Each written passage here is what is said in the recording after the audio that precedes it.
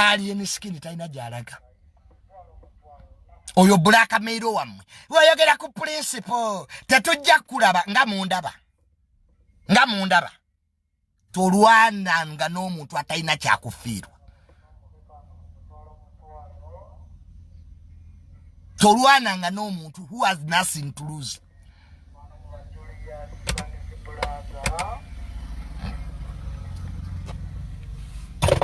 So principle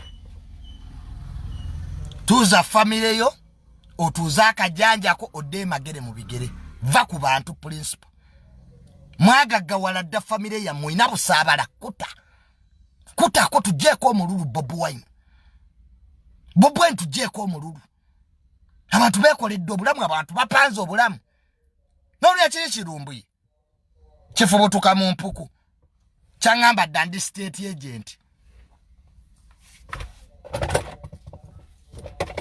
So n'olwekyo alien skin we are behind you. Kola ekibiina kye eky'ebyobufuzi. Alien skin people love you and people support you. Alien skin ozenga tukulaba. It's so bad to fight a person who is sweating. Hypocrisy, blackmail, intrigue, character assassination. We are tired of that. This generation deserves better.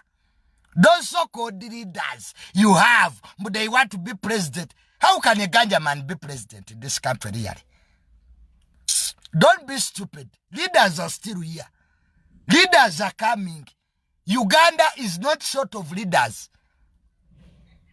It's not. No mukulembeze tamanyina fiko police.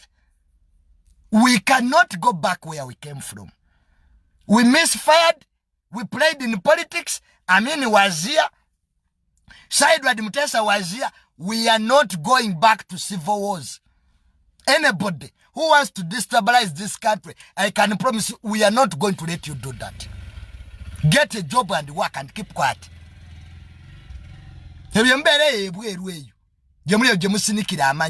Uganda cannot be America. America will never be Uganda. That's it. Africa ine bizibu byayo. Lere mundu eri mukotokota mu Middle East. Israel is fighting. The problems of Middle East are not problems of Africa. So when you are analyzing, don't be myopic. These are facts of life. These are facts. We all want change. We want good service delivery. We all want that. Because I believe nobody wants a country where we are having the roads are not made, hospitals, there's no medicine. Yes, we believe there are problems here. When we believe. In Gudombi, it is true.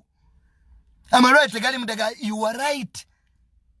But we cannot solve that by bringing Bobi into power. That's a joke.